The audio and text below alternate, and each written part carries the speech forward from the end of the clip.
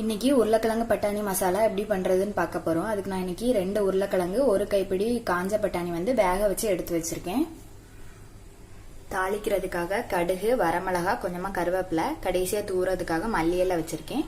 மசாலாக்கு போடுறதுக்காக வெங்காயம், பச்சை மிளகா, தக்காளி, இதுல மஞ்சள் பொடி, கரம் மசாலா, வத்தல் பொடி எடுத்து வச்சிருக்கேன். நம்ம இப்ப எப்படி பண்றதுன்னு பார்க்கலாம்.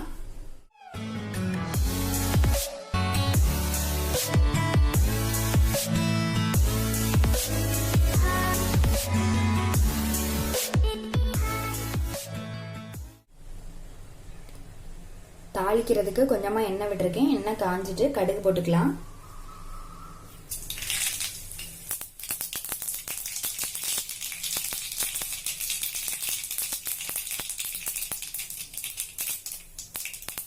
வரமிளகா,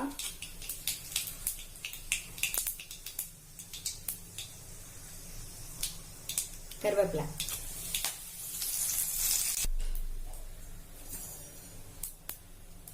பச்சை மிளகா, பெரிய வெங்காயம் போட்டுக்கலாம்.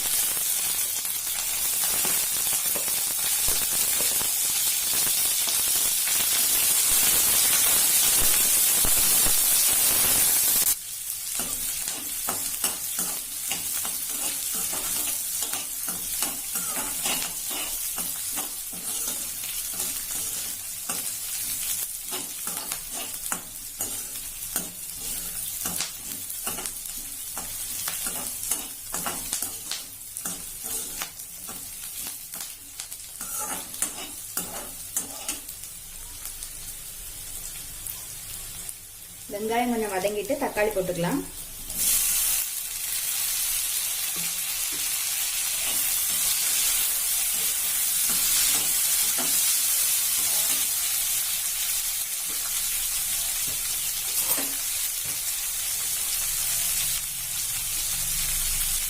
உப்பு,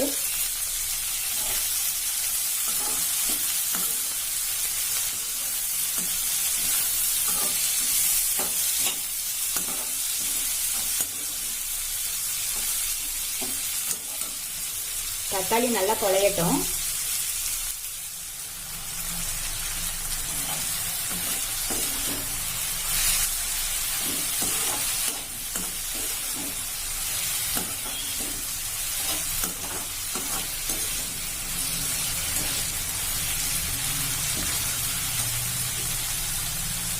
தக்காளி நல்லா குழஞ்சிட்டு இப்போ பொடி எல்லாம் போட்டுக்கலாம். மஞ்சள் பொடி, கரம் மசாலா, வத்தல் பொடி.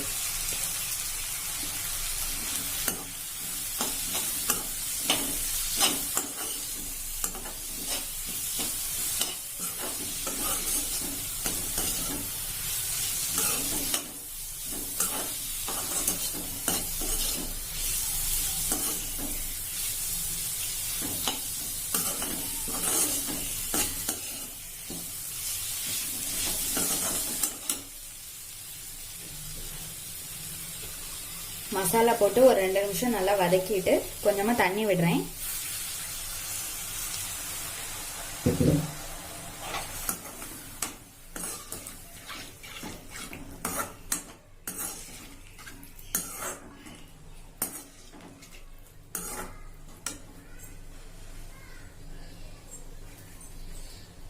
இப்போ உருளைக்கிழங்கும் வேக வச்சிருந்த பட்டாணியும் சேர்த்துக்கலாம்.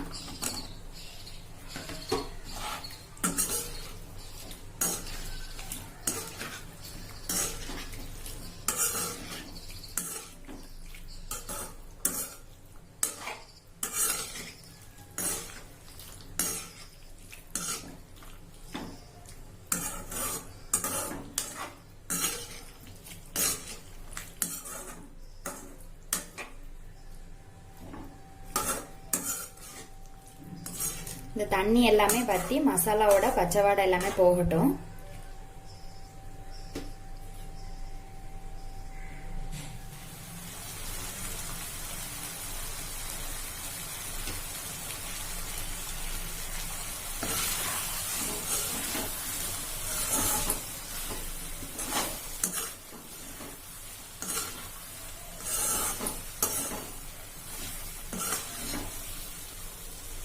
இதில் ஊற்றின தண்ணி எல்லாமே வற்றி திக்காயிடுச்சு. மசாலாவோட பச்சை வாடை எல்லாமே போயாச்சு. கடைசியாக மல்லி இலை போட்டுக்கலாம்.